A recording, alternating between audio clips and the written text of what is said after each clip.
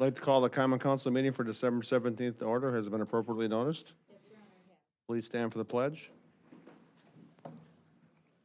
I pledge allegiance to the flag of the United States of America and to the republic for which it stands, one nation, under God, indivisible, with liberty and justice for all.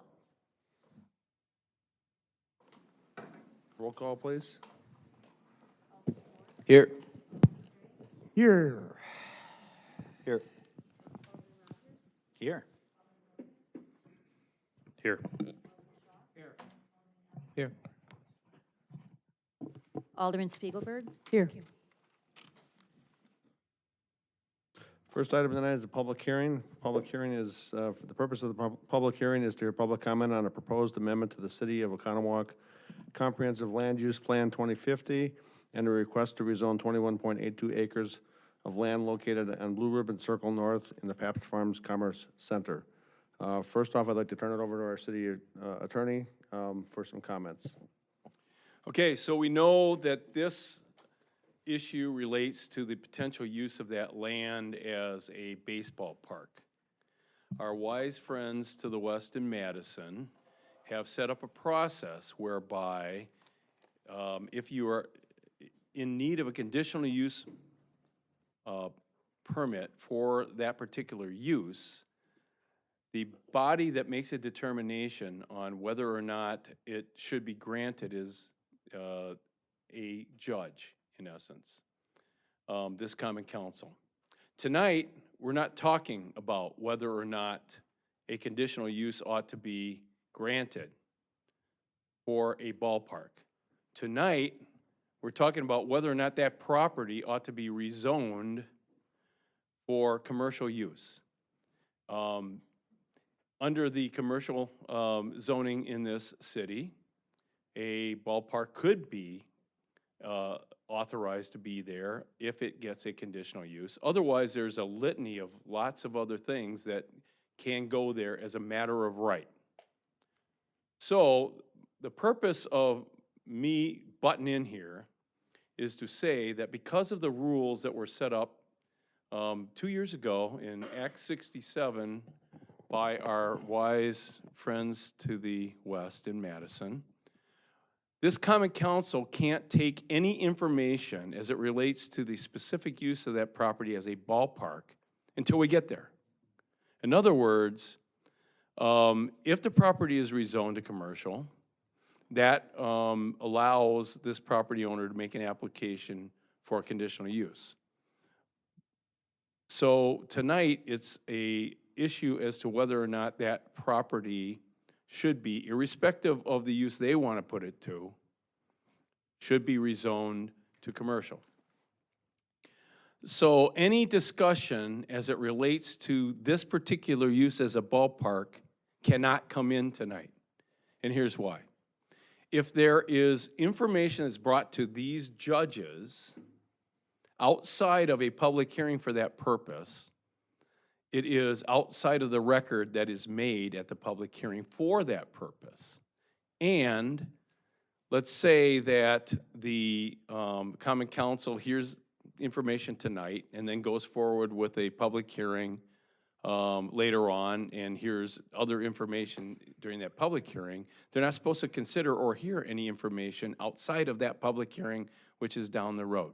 If they do, then, and they grant the conditional use, the opponents can start a lawsuit against the city and say, hey, you didn't follow rules. You didn't base your opinion on information only coming during that public hearing. Conversely, if they deny the public hearing, they could get sued by these guys by not following the rules that our wise friends to the west set up for us. So, I'm the city attorney, and it is my strong recommendation that we ask you politely not to talk about the ballpark tonight. Only talk about whether or not it makes sense for this property to be rezoned commercial. We have our planner that believes it's a good designation for that property, irrespective of this potential ballpark, because there is other commercial in the area, like right next door, and then on the other side of that. And Of course, if this thing doesn't go through, it can always be rezoned back. But we're not talking about the ballpark tonight, period. Okay? Thank you. Okay. Jason, you'll start out, and if you're saying anything wrong, Attorney Riffer will tell you to stop. You gotta throw out the first page. Hey, can I say?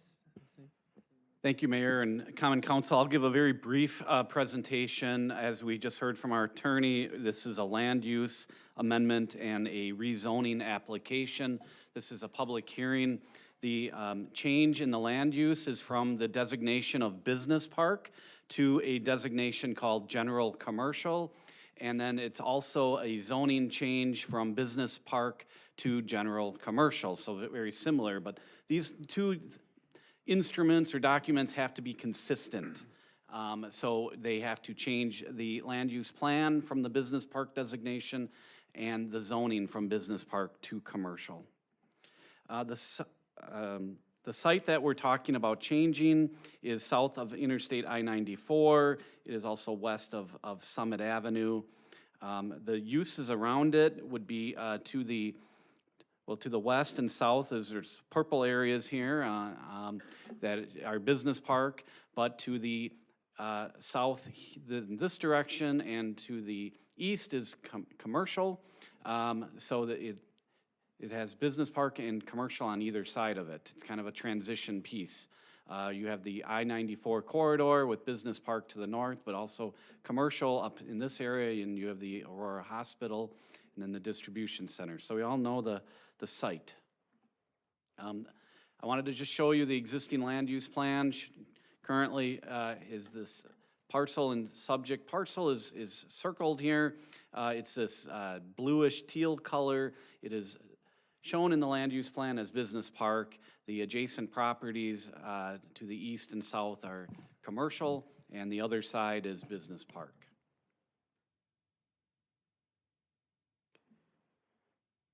Very similar, we have a zoning map, a little bit different colors. We have some purple on the existing subject property that is business park, and they would like to make it the red colors, which is general commercial. These hatched lines, if you're wondering what that is, that indicates a planned development overlay. This commercial site down here has 1 out of 4 property sites developed. The Staybridge Hotel is on there, and there's room that's a planned development with other things to come in the future. So they would like to change this area right here from the purple color business to the red color. So you can see it would not be a spot zoning, it would be adjacent to existing commercial zoning. The site itself, there's a legal description of Lot 3 of CSM 9598. It's currently vacant. There is no address for it. It is on Blue Ribbon Circle North. It consists of 21.82 acres. The tax key number is up there as well.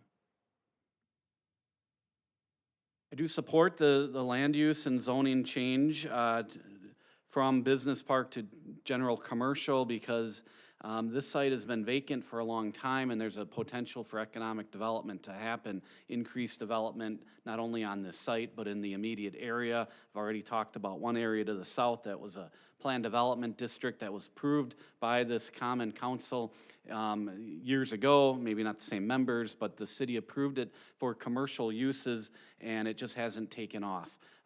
This change in commercial may bring development to this as well as others. It's adjacent to this Highway 67 corridor, as well as, which is all commercial. I'll just go back to you can see all the commercial area heading from south of I-94, which is down here, all the way up. There's this red color going past the former Brennan's Marketplace development. Most of it is red. It's in that corridor. It's also adjacent to existing commercial land use. We've already gone through that. This commercial land is very close proximity to the freeway. It's about a half a mile from the freeway exit coming from the Madison area, and just under a mile from the other ramp coming from the Milwaukee area. I feel the commercial use would benefit the community. It could bring in uses that currently the community would use versus a business park use the people of the community don't use. And entertainment, commercial uses are asked for in the city. Planning Department recently conducted a survey. One of the questions was, how do you rate the entertainment? There was 393 respondents. Only 7 rated city entertainment as excellent. That's less than 2% rated the entertainment in this city as excellent. 171 of those respondents ranked the city's entertainment as the lowest 2 categories, and that's over, which would be poor or fair, and that's 43%. So that survey is not a reflective of everyone in the city, but it's a sample size, and it does show that more commercial land use may be needed in the city. Staff recommendation is to approve the ordinance as well as the, for the land use plan, which is in your packet. It's an ordinance action, and then if that is approved, then you can act on the ordinance to rezone the 21.8 acres for the change from business park to commercial. The Plan Commission did recommend this to you last week with a 7-0 vote. Last week, we held a public hearing, and both items, the land use plan amendment as well as the zoning change, was recommended to the council. I'll be happy to answer any questions later in the evening. Thank you. Thank you, Jason. Would the applicant like to do a brief presentation?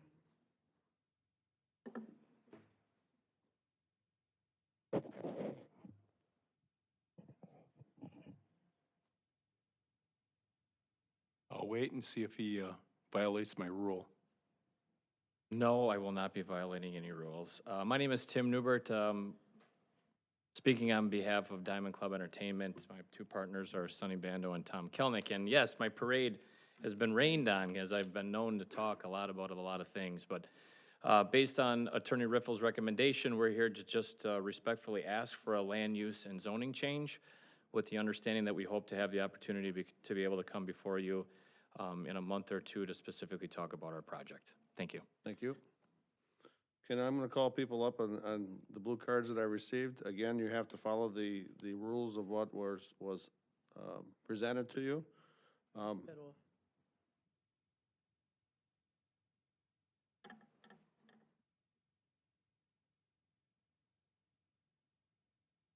Please keep your comments to 3 minutes or less, and do not repeat what someone else has said. First person up is Nate Schott. Thank you.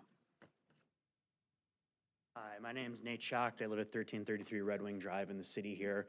We'll keep it really brief. I just want to see this rezoned. Right now, it's a hunk of grass. I'm a taxpayer. I'd love to see the tax base expanded, and this is a great opportunity for the city. So, thank you. Thank you. Paul Gemrosi. Just come up here. Come up to the mic.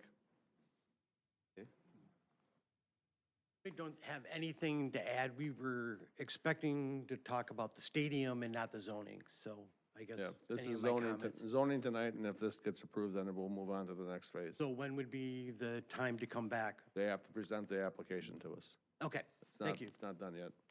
They'll tell you. Merrick Bolson? No?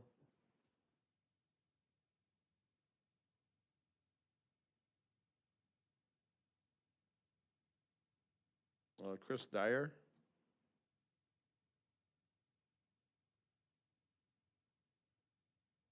Jerry Went? Good evening, ladies and gentlemen. I'm Jerry Wendt, 965 Cannon Gate Drive, Oconomowoc, representing Magna LLC. We have 15 parcels in the city of Oconomowoc, and I want to offer my full-throated support of changing the zoning to commercial. This property in question has been zoned business park for, I heard, 18, 19 years. It's been wheat field, it's been bean field, it's agricultural. He's assessed at $300 an acre. So that's a little less than $6,600. You know, a development could come in here commercially that may be worth up to $12 million, and that would be a great benefit to the city as far as the tax implication there. If it's developed, there'd be jobs created, full-time positions probably, part-time positions. It'd be an economic boon to the area as far as the restaurants, the gas stations, the hotels in the area. As mentioned, that parcel that's just to the south of it, maybe it could be developed for another hotel and a restaurant. The city needs some good restaurants. Well, it's true. The future development that could happen, hopefully to our property too then. Selfishly, I'm asking that it is rezoned to the commercial, so it would be a benefit to the city. Thank you very much. Thank you. Todd, I can't make out your last name. There he is. Gonna take the city attorney's recommendation. We'll talk about the ballpark at a different time, but I would like to see in favor of the rezoning of this project into Great, commercial. thanks. Pat Neary?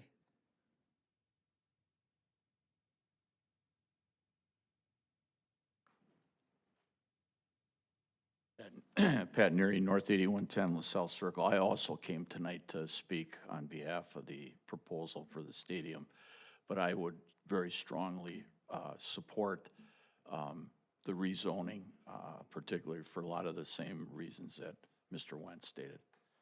Great. Diane, you had one thing on, you had a couple things on there, so I'll keep you on the list, but just I talk. did, and none of them are about what our attorney spoke about.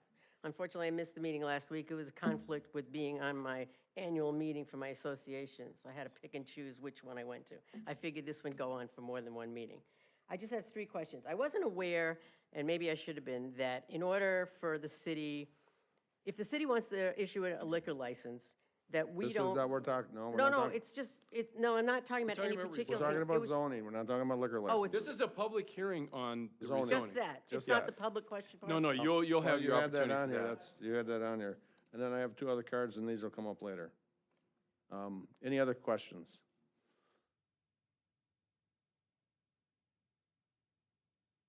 Bring it up.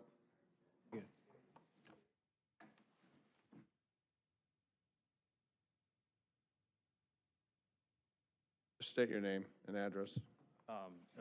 Dave Eubanks with Ace Precision, located at 977 Blue Ribbon Circle North, adjacent to the property that we're talking about.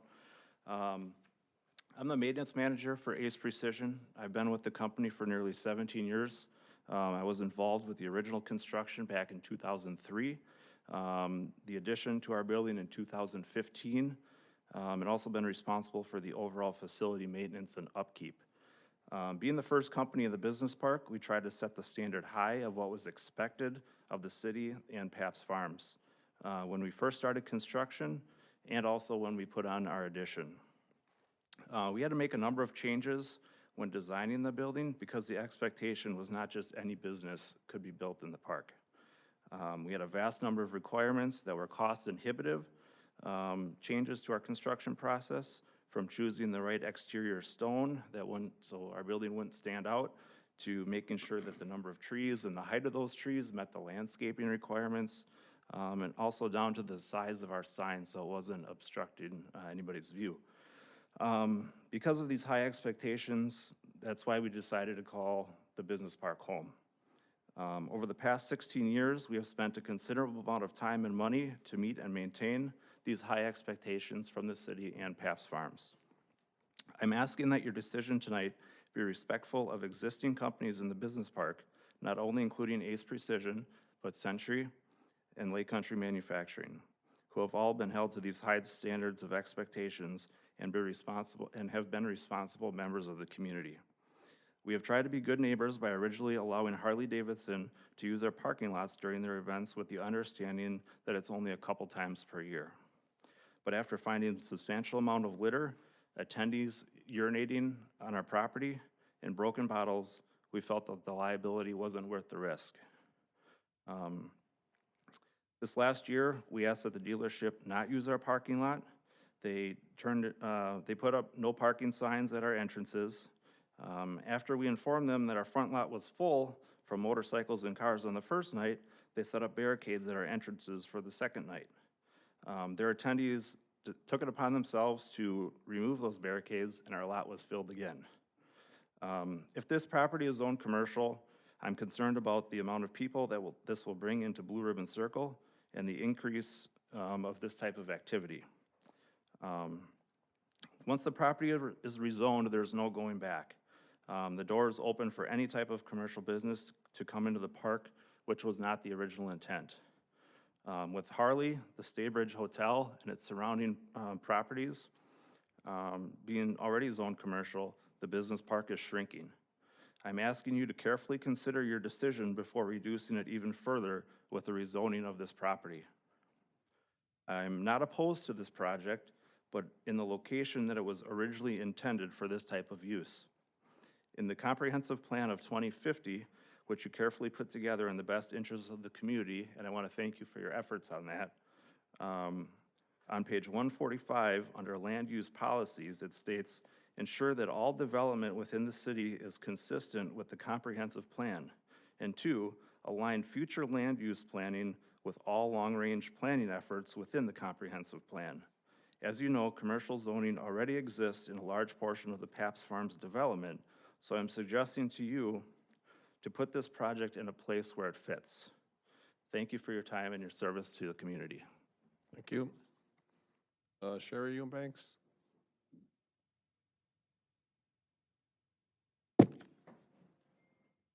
Has been submitted in my card. He just went ahead of me.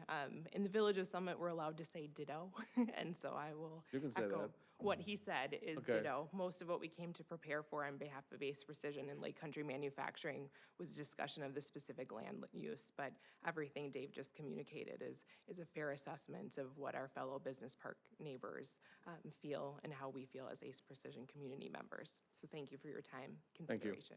Thank you. Any other comments? Seeing none, I will close the public hearing. Move on to regular business. First item is approval of minutes from the November 5th, 2019 meeting. So moved. Any questions? Seeing none, call the roll, please. Alderman Swart. Aye. Alderman Stray. Aye. Alderman Kavieski. Aye. Alderman Rogers. Aye. Alderman Rozak. Aye. Alderman Shaw. Aye. Alderman Ellis. Aye. Alderman Spiegelberg. Aye. Okay, without objection, I've had a request to move something from the back end of the packet. Item 11B, consider act on Lake Country Triathlon request for 5-year lake approval. We need a motion to So moved. recommend this. Second. Who was going to speak on this? Craig? Caught you off guard, huh? Well, I was waiting for your vote to make sure you could do this. Thank you for moving this up. Sean Osborne of Silver Circle Sports Events is here tonight in the audience, and he's planning to operate the Lake Country Triathlon at City Beach Park and throughout the city again in 2020. Tonight, we're requesting approval to use Lac La Belle for a 5-year period for the Lake Country Triathlon. This would help Sean with his long-term planning process and enable him to market the event earlier. The council does have to approve use of Lac La Belle for this event, so that's why we're bringing it forward. In the past, we've brought a special event permit, and then you've approved this. To help with some of the planning, we're looking for a 5-year agreement or a 5-year approval. Mr. Osborne pays to use the city beach, pays for our staff, and also for police assistance. So we as staff would recommend approval of use of Lac La Belle for the Lake Country Triathlon for a 5-year period beginning in 2020. We'd also insert language in the special event permit that the city has the option to revoke the special event permit if all requirements are not met. I'll be happy to answer any questions, and Mr. Osborne, again, is here if you'd like to ask him any questions. Thank you, Craig. Open up for questions. Questions, concerns? I'm just a little bit concerned about putting this out there for 5 years if there are other events that come up that we potentially want to use that part of the city for. And if it's a 5-year lookout, at what point then would they come back and then look at another 5 years? Or do we do something where we do a 3-year and then every year give them the option to add another year onto that? Do you know what I'm saying? Kind of a rolling type of agreement? That's up to us, however you want to determine it. Go ahead, Derek. You look like you were going to talk. If not, Kevin? I was called on, I wasn't sure who you were calling on though, because Lou was like. Karen, I agree with that. I think 5 years may be a little too long. I think we've had some concern with the farmer's market on the day of the triathlon. And to put it out 5 years, I don't know if that would be a wise move. I'd like to see maybe a 1 or a 2 year rolling where they can come back and say, okay, you know, we want another year, whatever the case is. But I think 5 years is a little too. So if I can invite Mr. Osborne up forward, maybe he can answer some of the questions. We've had that discussion as well, and he can possibly answer instead of me. Be fine. My name's Sean Osborne, and I'm the owner of Silver Circle Sports Events. Thanks for moving us up on the agenda. I appreciate your time. The reason why we're asking for a longer-term agreement is it gives us the ability to amortize our cost over a longer amount. Imagine running a business where your time frame for amortization is 1 year every year. So that's why we're asking for the 5 years. It gives us more planning time, better amortization of our equipment and schedule. And we still have to come back to Park and Rec every year, get Park and Rec's approval, DPW's approval, as well as the PD's approval. The only thing we're asking that's outside of that is that our agreement is approved for up to 5 years for the use of the lake. Go ahead, Lou. This agreement doesn't lock you into specific dates either. It's just, again, that use of the lake at a date that is agreeable to both you and to the city for that use. That's correct. We still work around the art festival and allocate their time first. Go ahead. I like having the 3-year but and re-upping in advance so that you can plan accordingly. I'm not sure 5 years is, I think it's a little long. You've only been doing it for 3 years, so 5 years is a big commitment for us, even though we can revoke it. I just think it'd be better for you to come back and re-up on a yearly basis so that you can still have a 3-year outlook. I like your idea. Go ahead, Matt. Yeah, thanks, Karen. You read my mind. I don't like, we have a lot of deals with folks for these longer periods of time, and I don't understand it sometimes. This is, I think 3 years would be a good number. And it's a little different than a normal business, right? Because you're using the lake. So it's different. It's not, you know, my personal truck amortized over 5 years. It's the lake that everyone has access to. And my concern is if there's significant problems with the event at some point that we have to address, now we're locked into 5 years of the lake usage. So I agree with the 3 year. I think that's a good idea. I think it's a good compromise. And then you come back, you know, a year or two before that runs out and ask for more time. So what you're looking at is 3 years, and after, so say after next year, if 3 years is approved, after next year they come back in for approval, and then it would be 3 years after that, so. Yeah, Is they that could come something that back. would work for you? Yep, that would absolutely work for us. Okay. And then it's just rolling, it just rolls. Yep, that works for us. There's not a resolution here. What are we approving? No agreement either. Yeah, there's no agree. It's just, the council has just approved the use of the lake on an annual basis. In the past, there hasn't been a resolution when we've approved this in the past. So you're really approving the use of the lake for this event for the 3-year period of time, if that's what Okay. you're looking to do. Yeah, then I'll move to allow Lake Country Triathlon a 5-year lake approval for its proposed triathlon event in the city of Oconomowoc. 5 or 3? Three. That's what I said, 3. You said 5. Right here, You just 4. read it. I said 5? Yeah. 3. Second. Do I have a second? Go ahead. Can you restate that again? You sure you want me to do that? No, but It's just that we'll allow Lake Country Triathlon a 5-year approval to use the 3 lake. All right, let's make it. I'm gonna go ahead and, When there's only like 2 people in the audience either, you know. 3 years for their use of the lake for their triathlon event. okay, but can we add to that a caveat that they have the ability to come back each year then and add another year onto that? I so think that they can it's come back and a ask whenever. consistent, but then how do we word that? You know, how do you want to? I think they can come back whenever they want and ask for an extra 3 years. Well, I think the point was do a 3-year, and then after 1 year, With a go for an rolling extra year. extension. Do a rolling extension, That so they it's can always good for 3 I years. don't think it needs to be stated. Okay. They can come back in And and add, ask for 20 years if they want. that's Right. fine too. Okay, so we have a motion. Do we have a second? Second. Any other discussion? Seeing none, we have a motion and a second on the floor. Call the roll, please. You know what I did? I kept reading off it, and I kept reading off. Alderman Zwart, Aye. Alderman Stray, Aye. Alderman Kavieski, Aye. Alderman Rogers, Aye. Alderman Rozak, I think so. Alderman Shaw, Alderman Aye. Alderman Spiegelberg. Aye. Good. Thank you. Moving on, but moving back to item 6, comments and suggestions from citizens. If anybody has anything they want to talk about, anything besides what we talked about earlier, have a blue card, bring it up. John Good?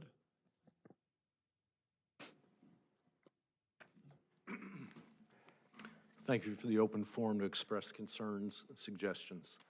My name is John Good. I live at 1016 West Wisconsin Avenue.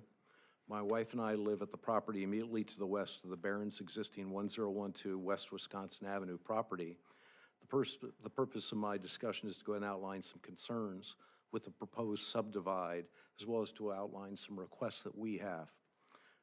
Specifically, the property has a number of complexities that are addressed very effectively by your vision for 2050, and that includes Lac La Belle shoreline, wetlands, floodplain, significant flood fringe. The property also has a pond restoration proposal that's underway that would result, that has not yet been fully approved by the DNR. So the concerns, cutting to the chase. The subdivide and associated pond restoration project has significant risk to create harm by worsening standing water and drainage on neighboring properties due to the following. Number one, a dramatic increase in hardscape resulting from a second home, second driveway, second garage. And this is an area that's tabletop flat with flood fringe, floodplain, wetlands. The projects include removal of 8 mature trees from the wetlands, as well as approximately another 9 that might be impacted by the current CSM. The project scope includes 385 cubic yards of pond dredging that would be placed on the land-based portion of the property. And this occurs, the issue with drainage that I described earlier happens multiple times per year. Some photographs have been distributed to go ahead and indicate that. Just to put it in perspective, the amount of land-based material that's being discussed equates to 125 feet by 25 feet by 40 inches high. There's also an open question whether the pond dredgings will be tested prior to being placed on a berm on the new property. Sediment testing is an open issue that is a potential public health risk and environmental concern that's extremely alarming. The reason it's alarming is due to the testimony of 2 longtime Oconomowoc residents at the November 21st DNR public hearing. One is a former owner of the 1012 West Wisconsin property, the other just a longtime resident. Both stated that previous to the Barron's ownership, they observed significant dumping around the wooded pond site, including many questionable containers. In addition, motor oil was observed to be poured on the pond surface to try and keep mosquitoes in check.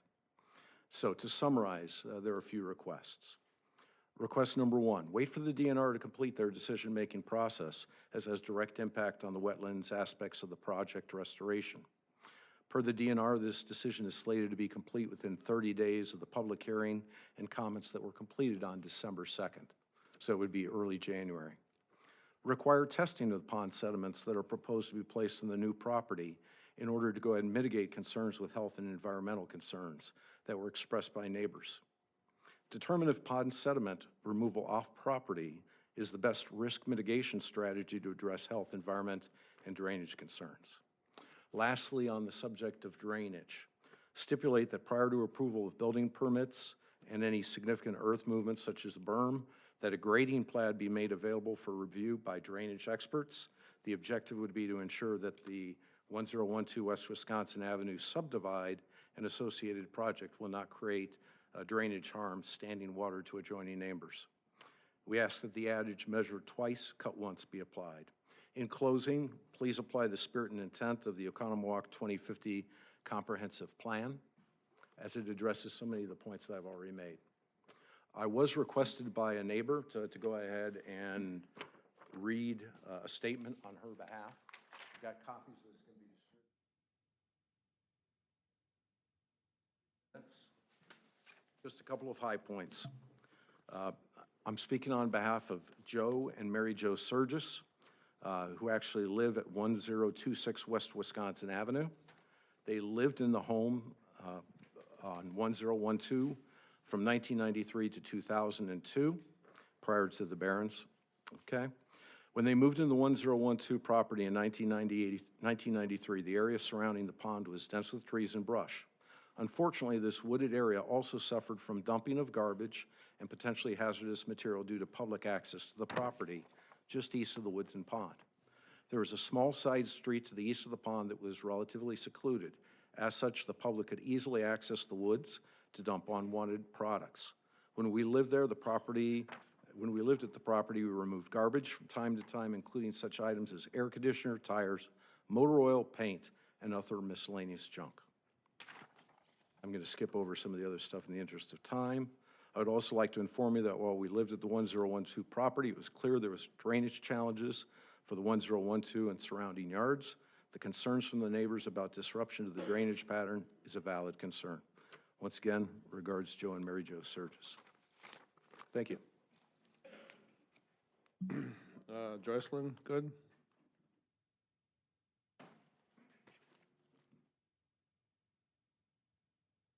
Thank you, everyone, for giving us this opportunity to talk. I'll use the term the other gal used was ditto to some of the comments that John made. I'm the other half of 1016 West Wisconsin. And John gave a very good big picture of our concerns. My context is really more around the pond sediment, which is actually part of this property lot divide. So this pond sediment has not been disturbed for greater than 50 years and will be placed outside of the DNR jurisdiction of the wetlands, the floodplain, and the shoreland. And as mentioned, there was a lot of history around this pond area in regard to dumping and improper use. The pond and the sediment could have metals, toxic organics, and many unknowns. The pond sediment removal is approximately 385 cubic yards. It is planned to be put close to our property line, not in the DNR jurisdiction area, 20 to 30 feet from our back deck in an area with very flat topography and not at an upland site. My family and friends, including many young children, should not be exposed to the unknown of what toxins may be in this sediment. The exposure could occur as it dewaters initially, and the long-term because this hill or berm of sediment is planned to be created that could cause a significant change in water migration. Testing is very easy. Human and environmental exposure to toxins can be avoided through testing. Benefit versus risk scale is tipped heavily to the benefit of testing this sediment versus the risk of not testing before it is placed on the property.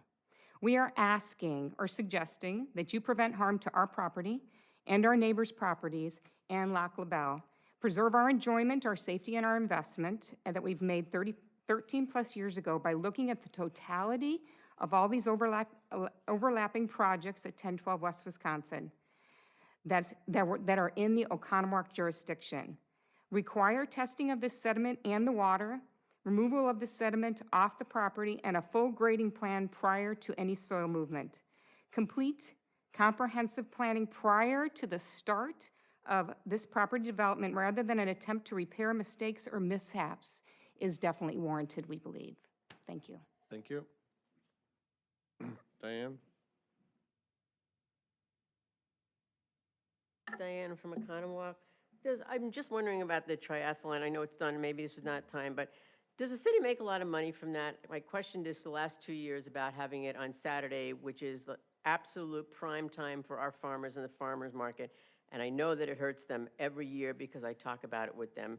And they can't, it's like, okay, it's a prime time, some of the 3 biggest weeks of their season. And I realize that we accommodated a lot of them last year by moving it onto the square, but for a lot of them, they couldn't come because there just isn't parking there available for them, for their heavier rigs. Question about how we get, I don't know how questionnaires get sent to citizens in Oconomowoc. You were talking about questionnaires, you know, people's opinions and things. I've lived here for almost on 18 years. I've never once received a questionnaire. I was just curious how those get decided, how many percentage-wise go out to the community.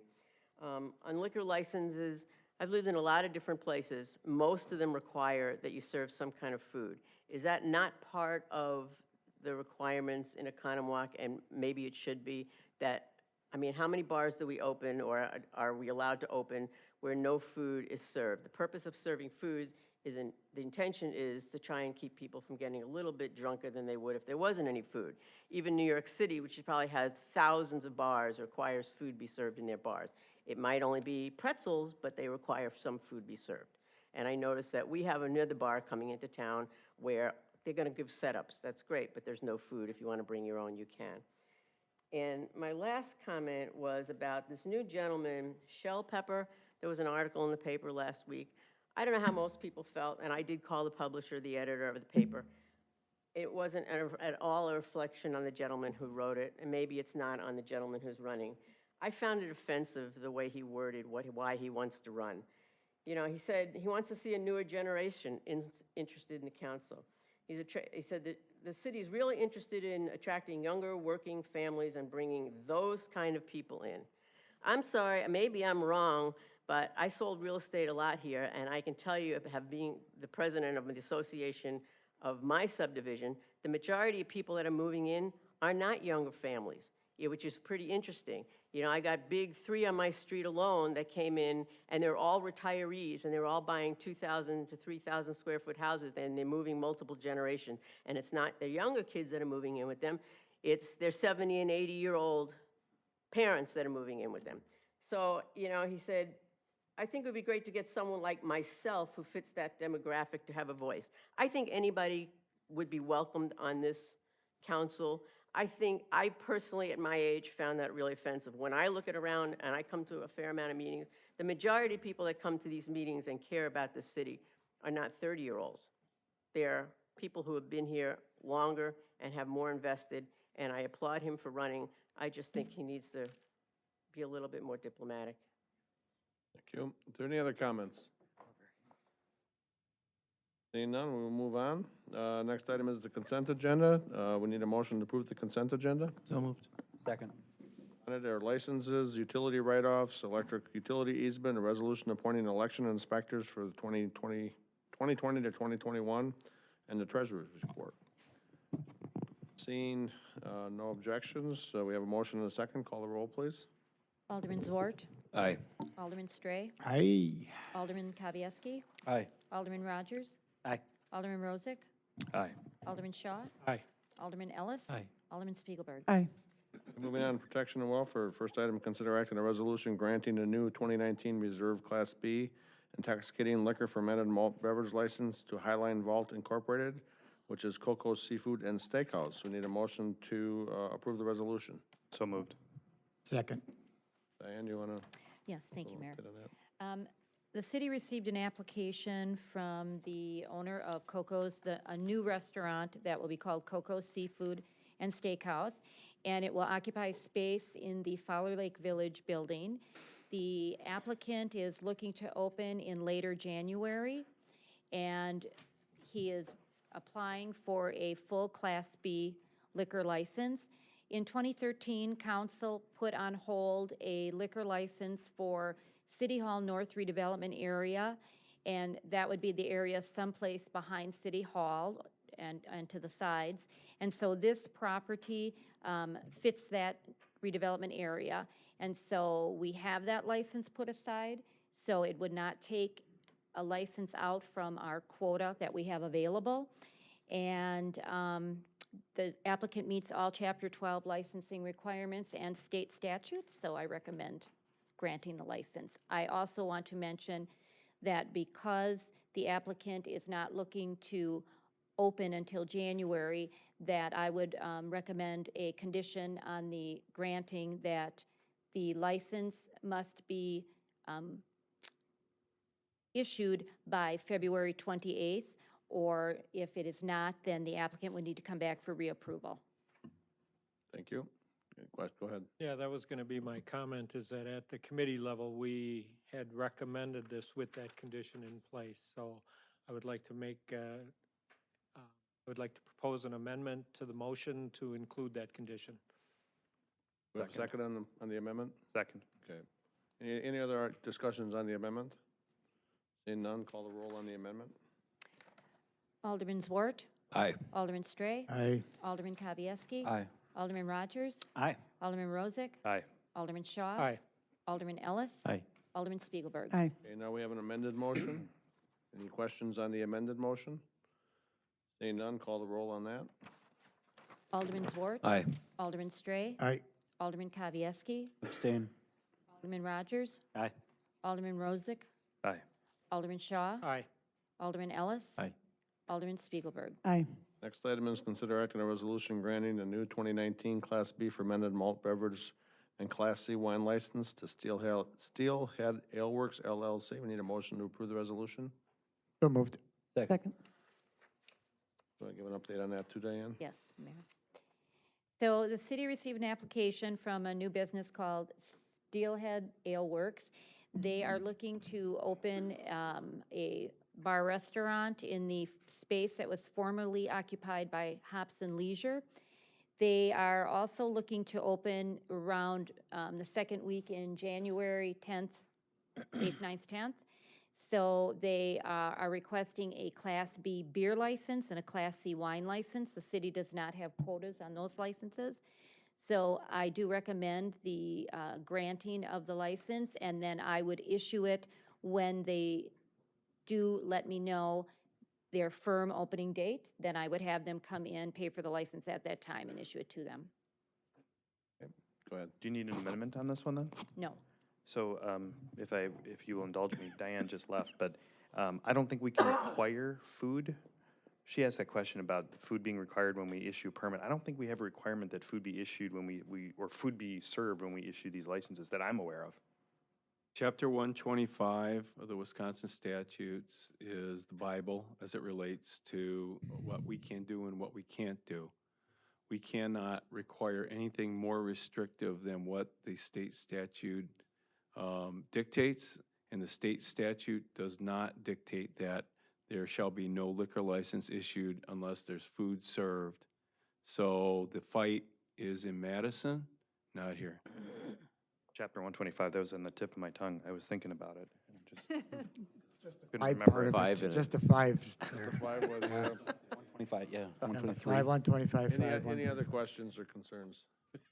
Seeing none, we have a motion and a second. Call the roll. Alderman Zwart. Aye. Alderman Stray. Aye. Alderman Kavieski. Aye. Alderman Rogers. Aye. Alderman Rozak. Aye. Alderman Shaw. Aye. Alderman Ellis. Aye. Alderman Spiegelberg. Aye. The next three items are items we discussed during the budget process to change some fees. So I'm going to go through them one at a time, and then it looks like the chief's going to come up and explain them. First item is consider acting on ordinance to amend section 703, paren 10C2 of the City of Oconomowoc Municipal Code relating to overnight parking permit fees. We need a motion to give the ordinance its first reading. So moved. Second. Chief? On October 1st, the Committee of the Whole directed staff to increase the overnight parking permit fee from $25 to $30 per month. In addition to that, the annual fees will go from $250 to $300 per year.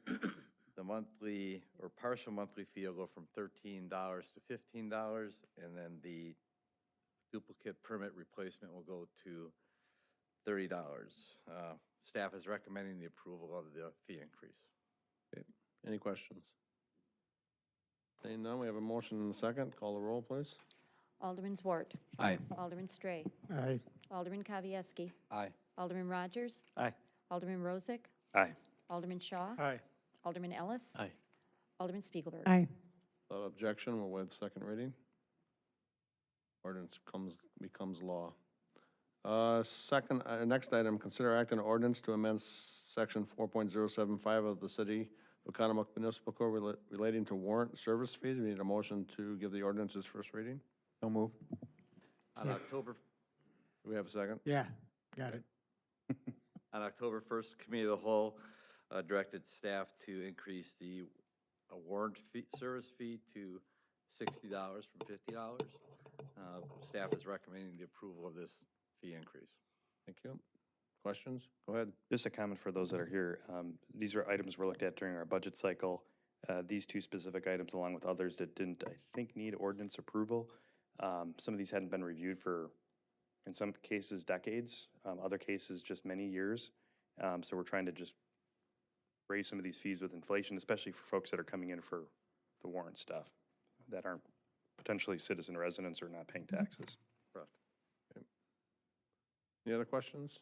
Seeing none, we have a motion and a second. Call the roll. Alderman Zwart. Aye. Alderman Stray. Aye. Alderman Kavieski. Aye. Alderman Rogers. Aye. Alderman Rozak. Aye. Alderman Shaw. Aye. Alderman Ellis. Aye. Alderman Spiegelberg. Aye. Without objection, we'll waive second reading. Ordinance is law. Next item, consider acting on ordinance to create section 8.102C of the City of Oconomowoc Municipal Code relating to house numbering. We need a motion to give the ordinance its first reading. So moved. Second. The city's municipal code currently requires the assignment of house numbers using a baseline numbering system, which we commonly refer to as our grid system. This matter came to attention. We have a impending attachment from the Village of Summit of our Southwoods subdivision. And in reviewing the matter further, it was determined there might be certain unique circumstances where this requirement could be waived. This was discussed at the Protection and Welfare Committee meeting prior to the council meeting tonight, and a recommendation was made to revise the ordinance slightly, where the waiver language would be that the chief of police may recommend to waive the baseline system to the city council, who would make the ultimate determination. So with that, that's before you for your consideration tonight. Thank you. We need Matt, to you had your amend. hand? Yeah, we should amend. Do we need to amend the motion then? Yeah, Yeah, the would you- motion was made as, Yeah, I'll move to amend the motion then to add the recommended language that we discussed and approved in the Protection and Welfare Committee meeting prior to the council meeting. Second. You want to explain what that additional language was? I mean, Sarah did a good job, yeah. The recommendation language was just the chief would come in and provide a recommendation to waive the numbering system, and then council would just simply approve it at the next meeting. You know, if we decide to. Okay. Gives us a little more leeway. Yeah, it gives us a little more leeway and time to discuss it and have, you know, actually public input on it and discuss, you know, like we should in this body. Any other comments? Seeing none, call the roll, please. Alderman Zwart. Aye. Alderman Stray. Aye. Alderman Kavieski. Aye. Alderman Rogers. Aye. Alderman Rozak. Aye. Alderman Shaw. Aye. Alderman Ellis. Aye. Alderman Spiegelberg. Aye. Okay, moving on to public services, consider acting on a resolution approving contract for Phase 1 extension of the Thackeray Trail construction project. Mayor, as a point of order, I think we approved the amendment to the, Oh, not the full Right, one. you're right, I'm sorry.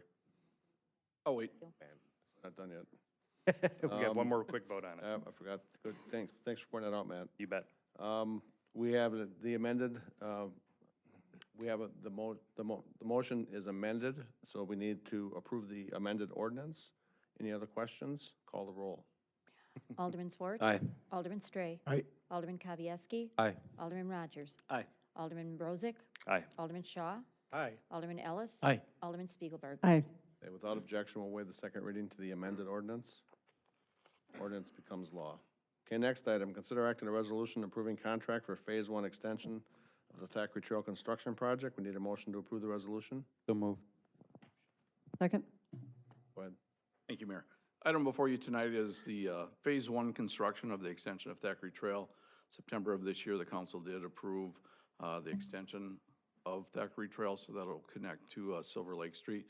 We're bidding it out in two different phases. We found that there was potential cost savings by dividing the work, completing the wetland fill and the base work over the winter, and then bidding out the remainder of the work as part of our street projects in 2020. So the extension would be completed this year.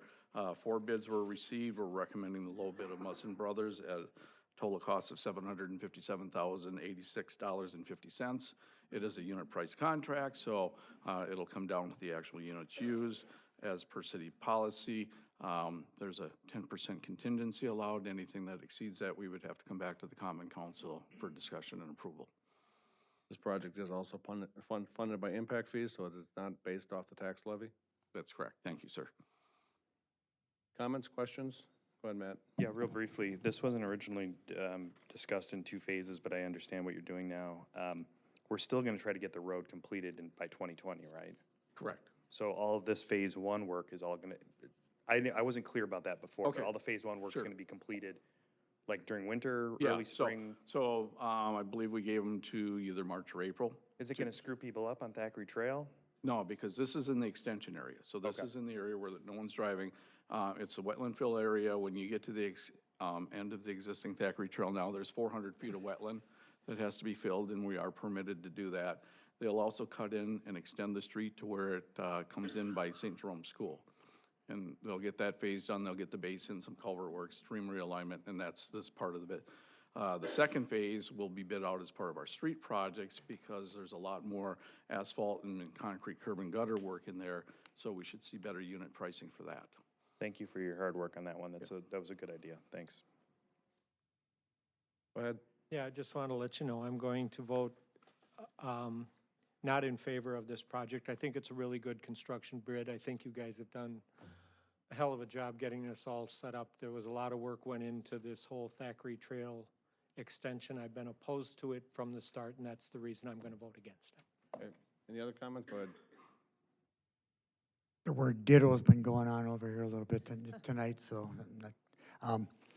you know, we as a council was always talking about, you know, eminent domain, that we weren't gonna eminent domain anything anymore.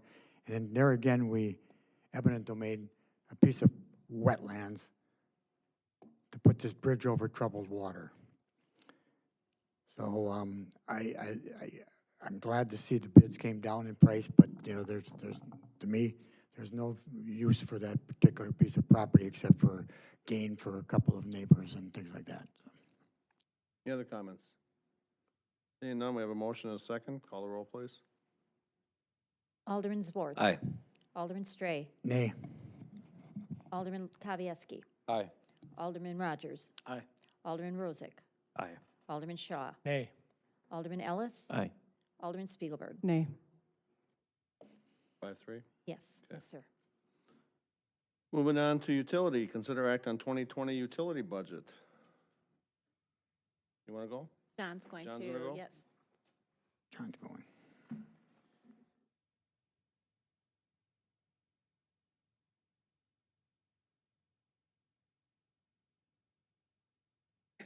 All right, thank you.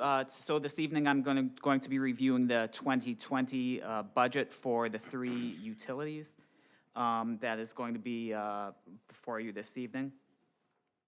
So reviewing the process, the budgets were passed by the Utility Committee back on November 19th and recommended to the council. And so now this is just the continuation of that process for the final formal approval tonight. So I'm quickly going to go through the 3 utilities, starting off with the wastewater utility that is financially, it's the largest of our 3 utilities in terms of the infrastructure that they have to maintain. They have 7 hourly crew staff that maintain that. And some of their largest expenses that they monitor is they have a significant program that they've started a number of years ago with the watershed project, maintaining, trying to reduce the amount of phosphorus in that. Other things, and they have other significant expenses as noted there. A few things that make the wastewater utility unique in terms of how we structure their budget and their rates. They serve 7, in addition to our city customers, they serve 7 outlying sanitary districts. Each of them have varying levels of service that we provide, so therefore we calculate those rates on an annual basis. We do a study to determine what services we serve them, what flow comes from them, and so that's why there are differing rates for each of our customers. So getting into the financial part of the budget, this slide here, this shows just like a roll forward of the operating revenue or the operating income from the 2019 budget that was approved last year to what we're requesting for approval this year. The wastewater budget does include a rate increase. The wastewater utility, unlike water and electric, is not regulated by the PSC, so the city council here is the governing authority on that. And generally, we do adjust the rates every year based on our rate study. This year, based on those studies, we're recommending a city average increase that amounts to about 5.6%. That would be approximately $1.43 a month, or $17 over the course of a year. Commercial customers also have increases of about 5.4 to 6.7%, and sanitary districts have increases ranging from 4.5 to 5.1% as well. Some of the things that we do see with the wastewater utility is a decrease in amount of average consumption per customer, so that's something that offsets some of the rate increase.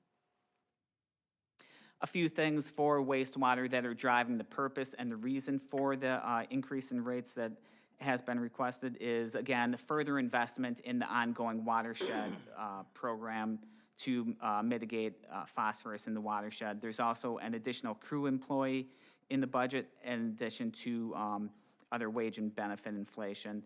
There are some expenses that are also dropping off that were in last year's budget. That were one-time expenses. In terms of capital projects, as you'll see with all three of the utilities, they're continuing their ongoing investment in maintaining their long-term infrastructure and making sure that we take good care of the assets that we have and plan for that in the future. One of the larger things in there is $1.5 million for a floating digester cover. That specifically is going to be covered by sewer availability charges that were paid by development. So we have the funds for that, but then other large projects can be seen there. I have charts like this for each of the three utilities. The chart on the left shows our trend in operating revenue, expense, and then the green at the bottom is the residual operating income. So as you can see, we adjust the rates to vary with our expenses each year. The chart on the right shows the rate of return relative to the invested assets for the wastewater utility. And then even with the proposed increases, one thing that we always want to do is make sure that our rates are comparable and competitive with neighboring communities. And even with this proposed rate increase, we're still well in line with other peer communities. Moving on to the water utility. That has about $45 million in assets that are maintained by the utility. It's budgeted for the 5 hourly crew staff, so there's no changes there in terms of budgeting for that. And in terms of operating expenses, it's not too much different from one year over to the next. We do have, of where the water utilities revenue comes from, about half of it comes from our residential customers, about 1/4 of it comes from the fire protection charge for maintaining hydrants and towers for fire protection services. Financially, in the operating income, there's not too much changes from one year to the next relative to the size of the utility. We do have some additional expenses for additional maintenance projects at a few of our wells.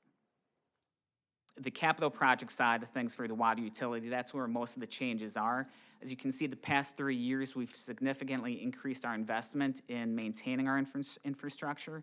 Most of that has to deal with keeping pace with the accelerated street projects program, so that, we want to make sure that, we don't have a situation where we're opening up a street that was recently paved or improved. Other projects that are also included in the capital projects budget are making further preparations as we get closer to preparing for well number 8. There's also included is a roof replacement for the powerhouse building. On these two charts, so the water utility is regulated by the Public Service Commission, so that's the body that sets the individual rates for the water utility. We are not requesting any changes in rates for the water utility at this point, but as you'll see, that's something as we continue to invest in our fixed assets, that's something that we're going to probably consider in the very near future. So I have a slide here that just talks to that point for a little bit. The chart on the left is showing the average usage for our residential customers over the past approximately 25 years. And you can see our average electric customer is using pretty much the same amount of electricity as they have but on the water utility, we see like an average customer is using about 35% less than they were. So from a financial perspective, as we're collecting revenue on a per unit basis, be it unit of electricity or gallon of water, that's something that we have to keep in mind financially as our customers do become more efficient. The good news that I am showing on the right-hand chart is over the past 10 years, the water utility has paid down close to $3 million in debt that it has had. One thing that is in the budget is we do plan on borrowing about a little over $1 million for this year's street projects.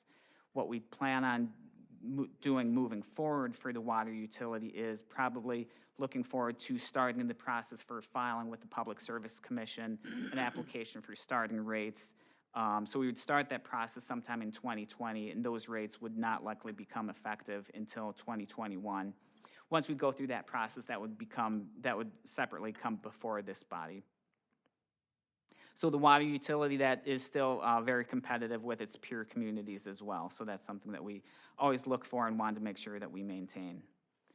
And then finally, for the electric utility, that is something that we purchase our electricity from WPPI, and that's the largest component of the electric utility. We buy about $18 million of power from them every year. They have a staff of 13 hourly crew members that maintain that infrastructure. Financially, most of the changes in operating revenue that you see at the top of there just mostly relate to projected changes in the cost of electricity, and that's adjusted every month through our customers' utility bills. On the capital project side of things, again, similar to the other utilities, you'll see a continued increase, especially in the past few years, of investing in our infrastructure and making sure that we are properly maintaining that for the long term. This year, we've got over almost $1.4 million of investments in our distribution system infrastructure, and as well as other capital projects. One item to note on there is we have $400,000 for a boring rig and equipment, and then we're going to have 2 new crew members that will be operating that. Financially, so we're not requesting any changes in rates for the electric utility. There were new rates that went into effect early in 2019, so that's relatively recent. So there's no change in rates for customers. And then finally, looking to making sure that our electric rates are competitive with our neighbors. On average, our customers are saving about $20 a month compared to a neighboring investor-owned utility, and that's important to the community because then when you kind of extrapolate that over the course of a year, it's almost $250 a year per customer, almost over $2 million for the community. So that's the presentation I have for the utility budget. Great, thank you, John. Open it up for questions. I know this has already been discussed at Utility Committee in past, but A few very, very brief comments. For instance, the increases in the wastewater percentage for the folks, a lot of these increases are kind of beyond our control because you mentioned things like wastewater management, or I'm sorry, watershed management, mandates on phosphorus. I mean, some of those things we have to keep funding based on federal mandates. Isn't that correct? That is correct. The watershed project the overall purpose of that was to maintain compliance with required regulations. The watershed project was basically enacted so that the analysis was determined that it would be lower cost to try to prevent more phosphorus from getting into the water than a bricks and mortar solution at the treatment To pull plant. the phosphorus out once it gets there. Correct. Okay. And then I'm glad to hear that we're probably going to do a water rate case because our rate of return there is pretty low. And part of the Correct. reason you want a high rate of return is so that you can do capital improvement Yes, that's- projects, dig new wells, put new structures in as needed. Right. That rate of return, like we can't just cover our operating costs because that provides the cash for our future capital projects. Thank you. go ahead, Lou. When we go for that rate increase, that'll also help pay down some of that debt that's being taken out in 2020. Yeah, it would cover that as well. Bill, We need a motion to approve the 2020 utility budget. I'll make a motion to approve the 2020 utility budget as presented. Second. Moved and seconded. Any other questions? Seeing none, call the roll, please. Alderman Zwart. Aye. Alderman Stray. Aye. Alderman Kavieski. Aye. Alderman Rogers. Aye. Alderman Rozak. Aye. Alderman Shaw. Aye. Alderman Ellis. Aye. Alderman Spiegelberg. Aye. Okay, next item is consider act on a wastewater utility rate adjustment. There is a resolution that's on your desk, so we need a motion to approve the resolution. I'll second that. Lori? Okay, I was going to tell you that you have the resolution on your desk. All of the rate schedules were included in your packet. John explained the rate case during the budget presentation. This is the resolution that needs to be approved in order to finalize that budget and move forward to 2020. This will make the rate effective January 1st, 2020. Again, that rate increase is about $1.43 per month, or about $17 annual on a residential customer. Thank you. Questions? I think we've already discussed it. Seeing none, we have a motion and a second. Call the roll. Alderman Zwart. Aye. Alderman Stray. Aye. Alderman Kavieski. Aye. Alderman Rogers. Aye. Alderman Rozak. Aye. Alderman Shaw. Aye. Alderman Ellis. Aye. Alderman Spiegelberg. Aye. Okay, moving on to Plan Commission. Consider act on an ordinance to amend the city's comprehensive plan 2050, changing the designation of 21.82 acres on Blue Ribbon Circle North from Business Park to General Commercial. We need a motion to give the ordinance its first reading. So moved. Second. Go ahead, Jason. Thank you. We held a public hearing on this request. This is for the land use plan ordinance. The Plan Commission did review this last week. They did send it forward. The land use plan, before you make any changes to zoning or land use, the zoning ordinance requires that certain findings be met. I outline those on page 4 of my report, talking about the purpose and intent of the ordinance. I just feel that it does make sense to change the land use plan to commercial on this site and the zoning, but I know it's two separate items. I kind of want to cover both of them. It is a vacant site. It has been vacant since 2001 when it was brought into the city and created the BP zoning in that area, and it just has not developed in about 18 years.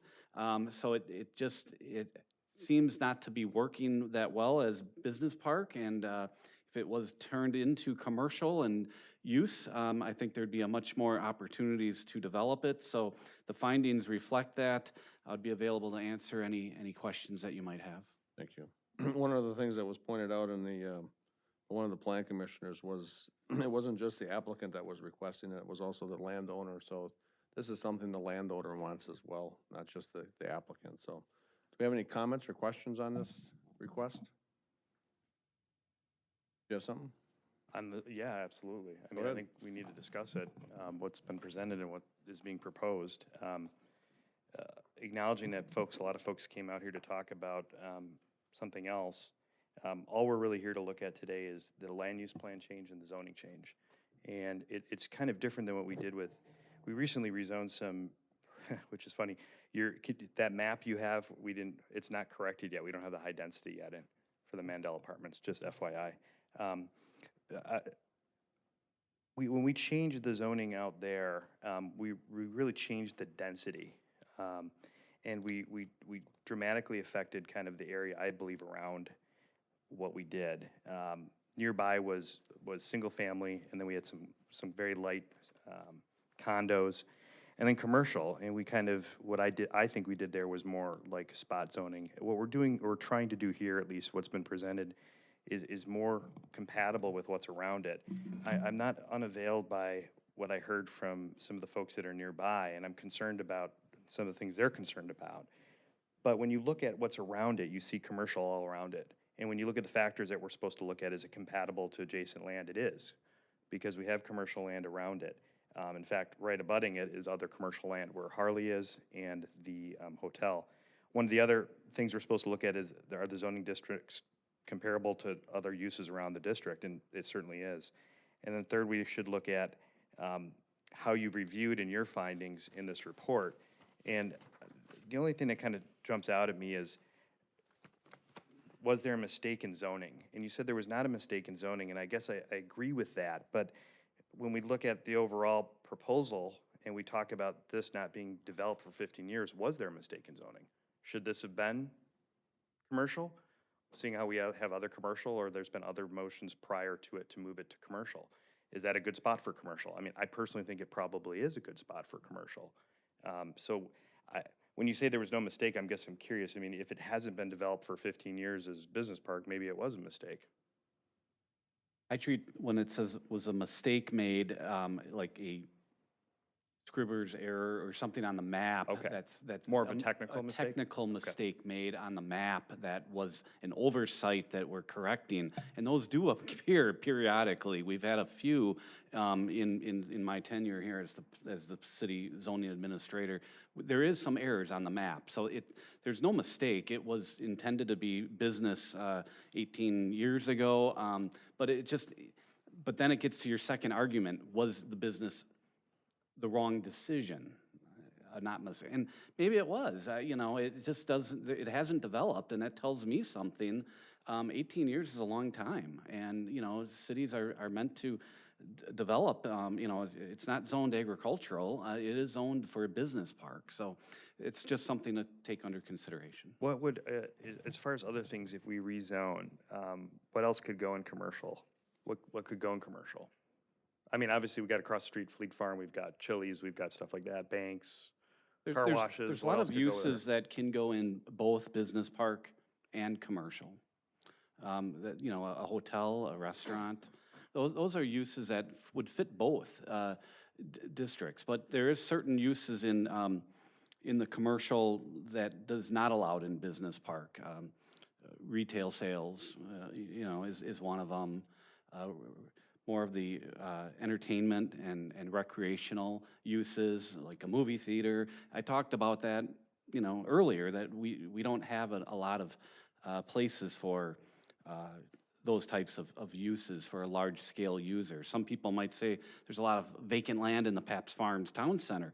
That's all, people may not realize that it's all master planned, and there's footprints of buildings. There's not a big open area where a large user could go in the other parts of Pabst Farms. So that's all pretty much predetermined already, those areas. So this is an opportunity for a 20-acre area that could be a blank slate that's a large user could come in and develop. Go ahead, Lou. In regards to what is currently zoned at and what we're looking to go to, and as it applies to the comprehensive plan, the market has a tendency to speak in regards to that. And we have a property owner who has come to us requesting that rezoning. We couldn't have rezoned that on our own 5 years ago or 6 years ago. We have to, as a municipality, wait for that property owner to come to us. Wrong. No? Rezone it. They can object. So this is an opportunity where the property owner and the city may agree on what needs to be done in order to develop it. Correct, yep. Any other comments? Derek? I was just curious, is when the last time in this area somebody built something there, not the addition of Ace Precision, but before that, when's the last time we had somebody come in and purchase land? The Lake Country Manufacturing, Was 2016?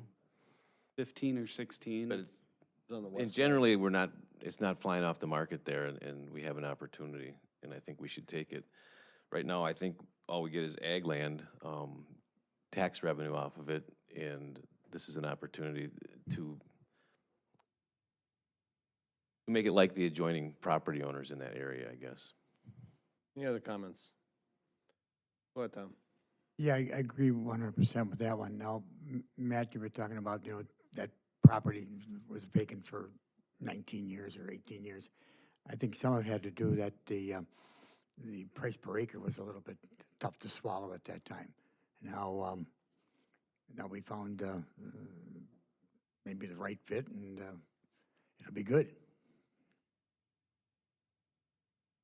Okay, we have a motion and a second on the floor to give the ordinance its first reading. Call the roll, please.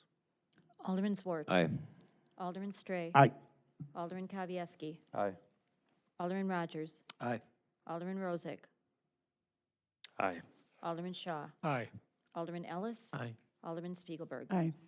Without objection, waive the second reading. Ordinance becomes law. Next item, consider acting on ordinance to rezone the 21.82 acres located on Blue Ribbon Circle North from Business Park to General Commercial. We need a motion to give the ordinance its first reading. So moved. Second. So it's basically, we're, No now we further take the report. land and rezone it. Any questions, comments? Seeing none, call the roll, please. Alderman Zwart. Aye. Alderman Stray. Aye. Alderman Kavieski. Aye. Alderman Rogers. Aye. Alderman Rozak. Aye. Alderman Shaw. Aye. Alderman Ellis. Aye. Alderman Spiegelberg. Aye. Without objection, waive the second reading. Ordinance is law. Next item, consider act on a certified survey map to divide one lot into two lots located at 1012 West Wisconsin Avenue. We need a motion to approve the certified survey map. So moved. Do you have a second? I'll second. Jason, you want to? Sure, this is a certified survey map to create one new additional residential site in the city of Oconomowoc. The site, total acreage is 1.85 acres, and if approved, we'd be dividing off about a quarter-acre site and leaving a vacant site of about 1.58 acres. So that 1.58 does have some wetlands on it. We heard earlier this evening the owner is Mr. Behrens. He's been working diligently with the Department of Natural Resources. They've held public hearings here at City Hall about the wetland restoration. I have a letter from Teresa at the DNR. She's a water management specialist from November 18th with a permit attached to it for the wetland restoration work. I feel that is a separate issue. What's before you tonight is a simple land division, taking a piece of property that is currently zoned TR, traditional residential, dividing it into two lots. One lot will have the existing home that's on there, and then the remaining lot could be potentially sold for, to build a second dwelling on it. I have no concerns. I do understand there's concerns from the neighbor about drainage and things, and the city staff has been out on site working on that, but that is a separate item. You know, the DNR, what type of soil is out there, that's not, should not be attached to this application tonight. This is a certified survey map, an instrument to divide one lot into two. With that, I can answer any questions, and I know Mark has been working on this as well with the drainage issues. Thank you. So really what you're saying, this is similar to what we just did with the land use and the zoning. We're not talking about what's going to happen, we're just doing the actual CSM tonight, okay? Go ahead. You know, I'm sensitive to the neighbors' concerns. Are you confident that some of those will be addressed, and do you have history of situations like this that we've been in before where we can count on the DNR and others to stay on top of this and make sure that this is potentially developed correctly? I'm not aware of any thing where the DNR has gotten involved in potential contaminants in the soil. I mean, you know, as far as drainage impacts, I think the city does a really good job investigating those and rectifying those. You know, the other issues are under the DNR's purview or their jurisdiction. You know, I have to rely on the DNR. That's not part of planning's authority. You know, that's why the state is there, is to oversee those types of things. It's a wetland. It's not the city's review. That's the DNR. I don't know if I answered your question or not, but. Go ahead, Derek. Yeah, well, I've been involved with my job in getting CSMs obtained for a business, and they were the county I was working with was very concerned that we had all our DNR permits and all our stuff in a row before we would submit our CSM to divide that. So I think they need to get all that stuff cleared up prior to us issuing a CSM personally. I don't know if that's right or not, but that's how that's the direction I've had in front of other bodies, and I think that's what I'm gonna vote. I'm gonna say you can bring it back after you get all your stuff, ducks in a row, because the reason the CSM is there is because they want to develop it and they don't have everything done first. Don't you say you have, didn't you say you have a permit? I have a permit here, maybe if Mr. Behrens is here, you can comment on that, from dated November 18th. It was, about a month ago, and it's a permit with actually 24 conditions on it that the DNR has issued for the wetland restoration at this subject property. So it's all been completed? Well, let him, well, hang on. No, let him speak to this. I'd like to state my name is Brian Behrens, and I own 1012 West Wisconsin. The DNR permitting process and the pond rehabilitation is a completely separate item from the certified survey map and the lot division. I'm willing to abort the DNR project to obtain the CSM or vice versa. I think we could ask corporate counsel if these two are tied together, because as far as I'm concerned as the owner, they're absolutely not tied together. Dan? They're not tied together. You have to have reasonable conditions associated with the land division under chapter 235.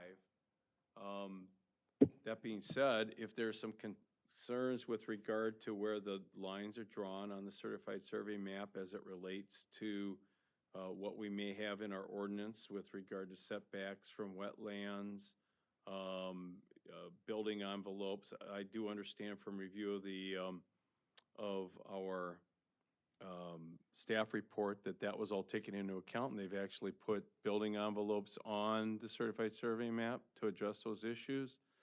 I will only tell you that if irrespective of the issues associated with this case, if you base your opinion to refuse what would otherwise be a permitted land division, meets all requirements of our code on something that you have no jurisdiction over, that would be of concern to me.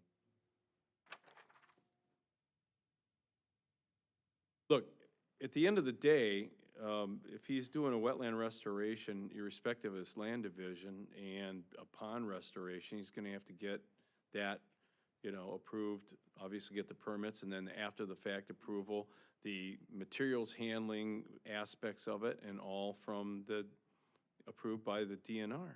And we don't have anything to do with that. Okay, I was under the impression that had to be done in order to put a site there, but you're saying that they're mutually exclusive.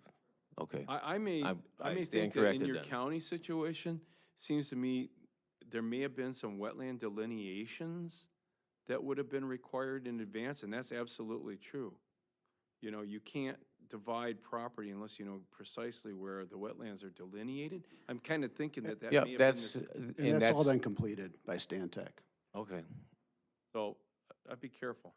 No, that's why I wanted more clarification on it, because I know that if there's issues that need to be met Right. for the site, but the site, they're mutually exclusive, so I understand that. And the other angle on this is you may have the opportunity to deal with actual building permits based upon some conditions on one or the other of, the vacant lot that's being created. Haven't looked into that, but you may have some horsepower there too. In other words, get it cleaned up, no building permit till you do that, but you can't do it in the context of a certified survey map. I think Lou had his hand up first. I'm gonna, No? Or you Nope. want Matt to go? oh, No, you don't want to go, or you want Matt to go? Matt? I thought he said, no, I don't want Matt to go. No, I didn't. I don't No, want okay. to. You, That's always the case. Hey, when we're looking at a CSM, then what can we consider? You want me to pull up chapter 236? Not really, just, I mean, in general. Um, Yeah, I mean, of course, I've got give us that the Reader's memorized as Digest well. version. Lot as 124 and sizes, 60s. yeah, lot sizes, Unique property characteristics. setbacks from water bodies, if you got enough room on the property, I mean, Yeah, it's all frontage, site utilities, related. there's a lot of things, topography, wetlands, floodplain. It has to create a buildable site on Right. on a CSM. And what my understanding is, you ask them, they don't have to put the building envelope on their proposal, but you ask them to put it on so that we would know what a building envelope and potential setbacks could fit on that site. I asked them to voluntarily restrict the building envelope even smaller than what the code setbacks allow, because there's a wetland on it, and they could go further back, or they could go out. So this, knowing where their building setback is limited to, that would make some understanding between the property owner, the new buyer, the city, the neighbor, the DNR. We all are on the same page as far as where would the building envelope go for this.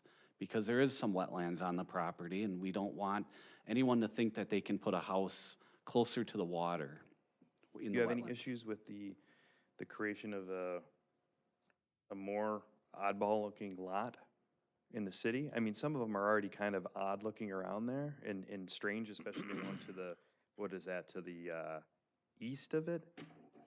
I mean, do you have concerns with creating lots like this in the city where people start subdividing medium-sized lots into smaller lots that are strangely configured? It is an odd-shaped lot, I'll give you that.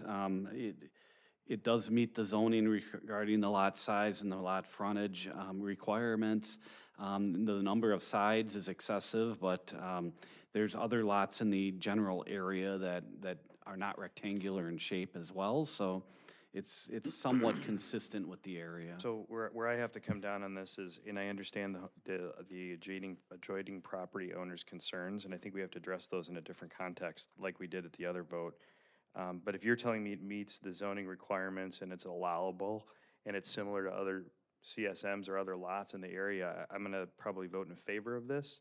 And if there's concerns with, and look, we've got a bunch of information, there are concerns about other issues. I think the building permit time or another period of time, we need to address some of those concerns significantly when those come up. Earlier? Yeah, that was going to be my question for Stan. Is there some concerns about sediment testing if they do some dredging in this pond or, any removal of material? Whose responsibility is it to require that testing to be done? Is that the cities or the DNRs? DNR. DNRs, okay. And he's the guy that gets a huge fine and forfeiture if he doesn't, abide by DNR directive. Since the map that you provided does have the building envelope in there, and it does show the FEMA 100-year floodplain elevation, what is the distance between the building envelope and that floodplain? What's the minimum distance between those two that is allowable? City ordinance allows you to do construction right up to a floodplain. You just can't have any structure in the floodplain itself. They won't be able to grade in that floodplain or increase the elevation of that floodplain. Okay. Okay, any other questions? Do we have a motion on this one? Yes, No, not right now. yes, We I'm have a sorry, yes. motion? We have a motion and a second on the floor. Call the roll, please. Alderman Zwart. Aye. Alderman Stray. Aye. Alderman Kavieski. Aye. Alderman Rogers. Aye. Alderman Rozak.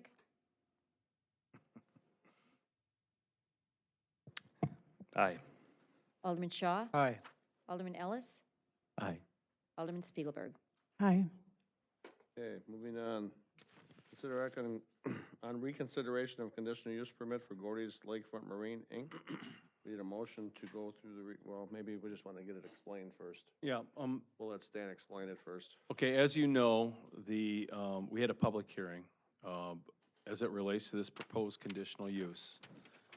As you also know, because we've been bumping into this for about the last 6 months, that once that public hearing is closed, there's no more public hearing unless we publish another public hearing, which we don't need to do. The applicant came to me through their lawyer after the fact and said, I listened to the tape and I agree with my client that I don't believe there was any substantial evidence for the hours of operation restrictions that were put into there. And we can debate that back and forth as to whether there was or there wasn't, but if, you know, the only debate would be in front of a circuit court judge if they brought a lawsuit. So I asked the counsel for the owner to send me a letter explaining their position as to why they felt that there was no substantial evidence on the record. And that was done. And I also asked, in the interest of trying to straighten this out, to suggest what the applicant may be willing to live with as it relates to hours of operation. And so what you see in your packet was the recommendation that I put together based upon my understanding of what the applicant was willing to live with. After that occurred, I shared it with the opponent to this particular, well, not opponent to the conditional use permit, but the proponent of the hours of restriction, the bank. And we had several discussions as to what they could collectively agree to in terms of what the substantial evidence would support in a conditional use permit. So what you see here before you tonight with two additions or two amendments is what they are willing to live with, and they are unanimously in support of a conclusion that the substantial evidence would support this amended provision in the conditional use permit. So in front of you, you have the hours of restriction from 8 to 12 p.m. on Saturday, and I believe what you have is 7 to noon on, I'm saying, Monday through Friday, 8 to 12, Saturday, 7 to noon. They have agreed that 7 to 11 would be reasonable on Saturdays. And then there are no restrictions on Sundays. So the first change would be from noon to 11 a.m. The second change would be, in addition to no restrictions on Sundays, there would be no restrictions on the days that First Bank Financial Center is closed due to a holiday or otherwise. So everybody is singing Kumbaya. I think that the record certainly supports this amendment, and I would ask you to approve the amended conditions as I dictated, based upon their joint application to you, that the record would support this. And then we will amend the conditional use permit, and it will be signed and issued. Okay, first, now that it's been explained, we need a motion to reconsider the conditional use permit. Do we have a motion to? Second. Motion and a second, okay. Now we take questions, go ahead. So if I hear you right, Stan, the owner and First Bank have come to an agreement and we're all good to go? Yep. That's the way it's supposed to be. Any other questions? Go ahead, Okay, I Matt. guess then I'll move to, do we need to move to amend the conditional use permit, section 7 on page 3, as provided by Attorney Riffle? Second. So it's not what's printed, it's what was just relayed. Correct. Okay. So the hours have been amended from what was amended. Any questions? Seeing none, this is on the, go ahead. Go ahead. all This you is re- on what, his amendment? This is on his amendment to change the hours to what Attorney Riffle had Never said. mind. Okay, we have a motion and a second on the amendment, go I ahead. have a question. Yeah. Everything, the hours are the same here, except for it talks about, you brought up holidays too. Is that the only difference in what I'm reading, or? was Two it- things, Saturday, 7 to 11 instead of Oh, 7 instead of 10? All to right. noon. Mm-hmm. No restrictions on Sundays and on days that First Bank Financial Center is closed due to holiday or otherwise. So they went 1 hour later in holidays. That's, Right. it's different. Okay. Banker's hours. Just wanted, what's that? Bankers hours. Banker's hours? Lawyer's hours only. Oh, what am I doing here? It's like, 9:15. Okay, we have a motion and a second on the amendment, call the roll, please. Alderman Swart. Aye. Alderman Stray. Yep. Alderman Yes. Kavieski. Alderman Rogers. Aye. Alderman Rozak. Aye. Alderman Shaw. Aye. Alderman Ellis. Aye. Alderman Spiegelberg. Aye. Now we have an amended motion, so we can call the roll on that. Oh, go ahead, Charlie. I just have a comment on this. I have not been in favor of this business being located in that very busy site behind the bank and trying to back up, and they talk about trying to drive trailers nose first in and everything. I see that the bank has already put the 3 bollards up, making it tighter back there. That's another, we don't need to Already. talk about that. I just have a hard time with this one being there. I'm going to vote no to this because I voted no to not have this in the first place. Okay. Any other comments? Go ahead. Whereas I scratch my head and say, now, why would anybody want to put a business like that there if the business owner and the bank and whomever agree and want to make a go at it? I can't not Right. let that happen. You Can know, I- even though I have my own opinion, it's not really about my opinion at this point. Okay, go ahead. I do want to point out that I added one additional provision, and that is at the end, that says, in the event boat loading and unloading, under the terms here, which means they have to unload and load on their own property, and there's a dispute between the bank and the property owner as to what their property is, so they're gonna have to sort that out. But in the event the unloading and loading creates unreasonable traffic problems off-site, which means off of their property, the common council, after we have a hearing, may amend the provision to go back to the hours that were in the original conditional use. 7 to 6 on Monday through Friday and 7 to 12 on Saturday. So I put that in, both have agreed to it, so they know, eyes wide open, what they're getting into, okay? Okay, go ahead. I think that the mere fact that we're talking about these weird hours and amending it means that the site is not good for what's proposed, so I'm gonna be voting no for it. Well, Go ahead. yeah, I mean, I think to Kevin's point, I don't know if it's the right spot either for it, but they're rebuilding the place, they want to give it a go. If it doesn't work, it doesn't work.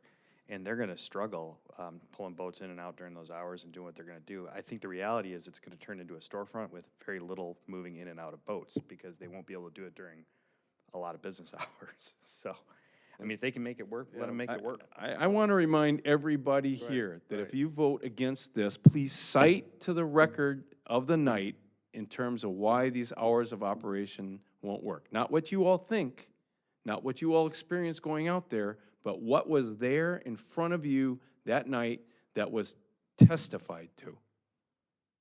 Not under oath, but what you heard on that record, because that's what I'm going to have to defend. And I'm telling you that this is the best you're going to get. Well, to that point, Stan, they said they could do with these hours. Yeah. So that's what we're considering right now. So At the end of the day, I'm sorry, I didn't mean to.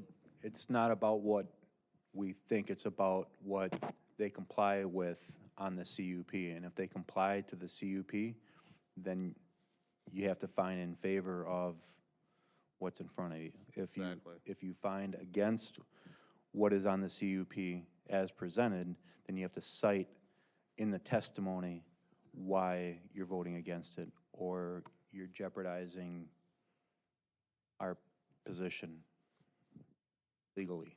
Lawsuit, basically. Any other comments?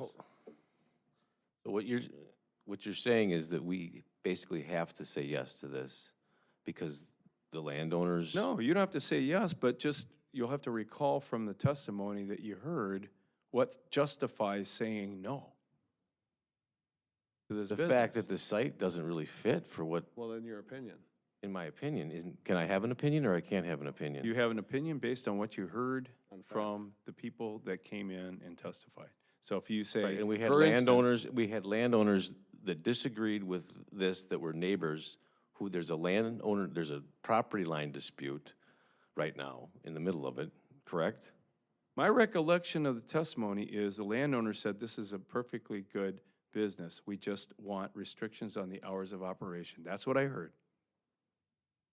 We're not opposed to the business, but we're worried about the hours of operation gumming up our ability to get people to and from our drive-through. That's what I heard. Not that this is not a fit for. All right, And they've I agreed, guess I'll, and they've agreed to these changes. that were brokered Correct. by our attorney. Yes. I want Okay. to keep you out of court. I don't want to make any more money. Kevin? What? If you recall, I originally voted no, a resounding no on this project because I didn't see how it would in any way, shape, or form make a good go at it. I just think it's a fish out of water in a sense. However, if the owner and First Bank are now holding hands and they've agreed to the hours of operation and they've agreed to everything and they're happy with it, now I'm still gonna have my opinion, but I could rest my head at night knowing that, okay, well, have a go at it. Karen? I was going to say, Gordy's is a reputable business, and I'm sure they've done their due diligence, so all opinions aside, they have a right to function, you know, in this location, so I'll be voting for this. Charlie? Okay, you guys have convinced me of this, and I will change what I voted originally. But I also know that at the time, the representative of First Bank said that if we agreed to this, they were gonna put some bollards in to block off whatever they could of it, and that has been done, Which they've yes. done. Yes. And as of yesterday, there's a lawsuit pending in the Circuit Court for Waukesha County as to whether or not those bollards should stay up. So that will be resolved. Okay. You know, that's their That's problem. not us, that's not That's us. Not us, you're right. All right, I'm, Add that to the CUP discussion here. I guess I'll jump on the bandwagon because I was a no-no in the first place, so I'm good. So we have a motion and a second, and the ordinance has been amended, so we already got that taken care of, so call the roll, please. Alderman Swart. aye. Alderman Stray. Aye. Alderman Kavieski. Aye. Alderman Rogers. Aye. Alderman Rozak. Aye. Alderman Shaw. Aye. Alderman Ellis. Aye. Alderman Spiegelberg. Aye. That one hurt. Okay, under new business, consider act on a resolution approving 2020 Lake Country Municipal Court budget. We need a motion to approve the resolution. So moved. Second. Second. Chief? The Lake Country Municipal Court Administrative Committee recently met and approved the 2020 court budget. Shows a surplus of approximately $5,684, and the biggest increase will be the prorated rent increase when they move to the new facility. Staff is recommending the approval of the resolution. Comments? Seeing none, we have a motion and a second. Call the roll, please. Alderman Swart. Aye. Alderman Stray. Aye. Alderman Kavieski. Aye. Alderman Rogers. Aye. Alderman Rozak. Aye. Alderman Shaw. Aye. Alderman Ellis. Aye. Alderman Spiegelberg. Aye. Okay, under mayoral appointments, I have an appointment to the Police and Fire Commission, and I'd like to appoint Jeff Schmidt. We all know Jeff Schmidt, to the Police and Fire Commission and request council's confirmation. We need a motion to approve his confirmation. I'll make a motion to approve Jeff Schmidt's confirmation. I'll second that. Unfortunately, he's not here, but his resume is attached, and I think we all know him very well. Oh, I had a lot of questions for him. Well, you can ask him next time. Question on the Police and Fire Commission duties.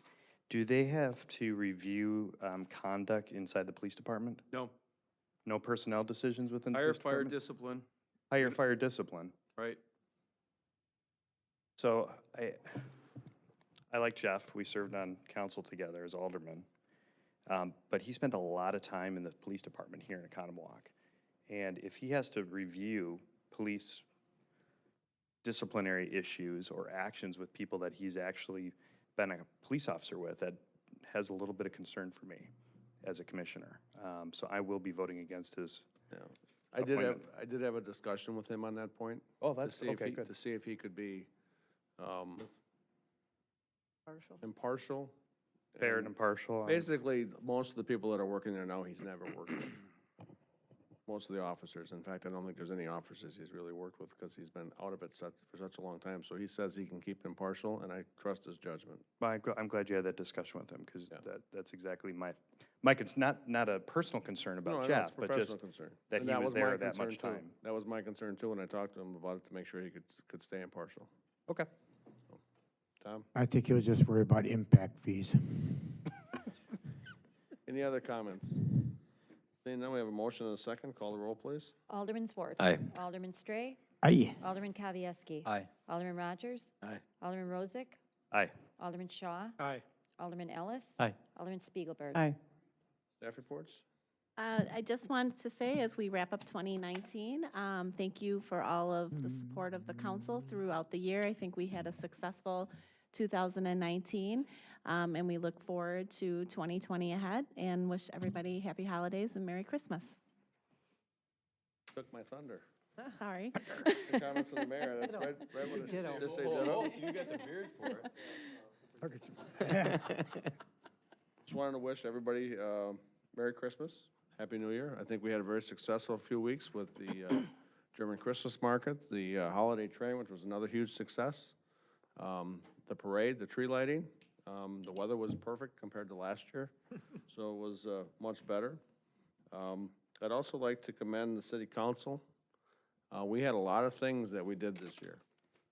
We had a lot of discussions, a lot of meetings, and I think we did a good job. I think we got a lot of stuff done. So I really want to say thank you for all the work that we've done, and we kept it civil. I mean, there was a lot of disagreements, but we kept it civil, so I thought that was very good. Also want to remind everybody there's upcoming election, and there is also time to anybody that still wants to take out papers through the end of, when is it, January 6th or 7th, they have to have them filed? 7th by 5 p.m. January 7th by 5 p.m. So if anybody's interested still, they're still available either online or come back to the city clerk and get them there. So other than that, everybody have a great Christmas and a great New Year. Reports and comments from Alderman. Go ahead, Derek. Along those lines, I'm not gonna seek reelection, so I'm announcing that tonight. I'm gonna hang up my hat. I'm gonna be moving out of the, more than likely I'll be moving out of the district within the next 4 months or so. And I'm gonna miss it. I wanna thank all the staff for all the support and answering all my questions and all the smiles I see when I walk in City Hall. It's been great. Would really like to thank the council that I've been part of. We've had some excellent discussions. We've had a lot of good debates, very civil, and I think we've done a lot of good things. And I'd also like to thank my family. I've missed a lot of their, some of their events. I shouldn't say a lot, but some, and my kids have had to cook for themselves on Tuesdays a lot, so. Anyway, I'm gonna miss it, I know I am, but I'm not seeking reelection, so. You Did a fed good them job, dollar Derek. tacos. I on encourage Tuesdays. anybody who wants to do it. It's a very rewarding experience I've had, so, You can thank you. still watch us on YouTube. Well, not me, but everybody else. Go ahead, Kevin. Derek, I want you to know you're going to be missed. I'm going to miss you. Thank you for everything you've done. Absolutely. I also want to thank the staff. This year has been a year of a lot of activity. And, thanks for putting up with me and my stupid questions and coming down the Parker's place and saying, "What were you thinking?" I do appreciate that. It was a learning experience, and I do thank you. Thank you all. Also, the city council, for all you guys. Yeah, we've had some really good debates, but at the end of the day, we are friends, and we all have one common goal, and that is to help this community, and I think we all know that. So with that, I just want to go ahead and wish everybody a Merry Christmas and a Happy New Year. Any other comments? Seeing none, we need to go into closed session per Wisconsin Stats 19.85, paren 1, paren E. Deliberating or negotiating the purchase of public properties, the investing in public funds, or conducting other specified public business whenever competitive or bargaining reasons require a closed session. The Village's Summit Boundary Agreement. Need a motion to go into closed session? So moved. We're still in a meeting here. Second. Alderman Kowalski, we're still in a meeting. Still in a meeting. Call the roll, please. Alderman Zwart. Aye. Alderman Stray. Alderman Kavieski. Aye. Alderman Rogers. Aye. Alderman Rozak. Aye. Alderman Shaw. Aye. Alderman Ellis. Aye. Alderman Spiegelberg. Aye. Okay, we're in closed session.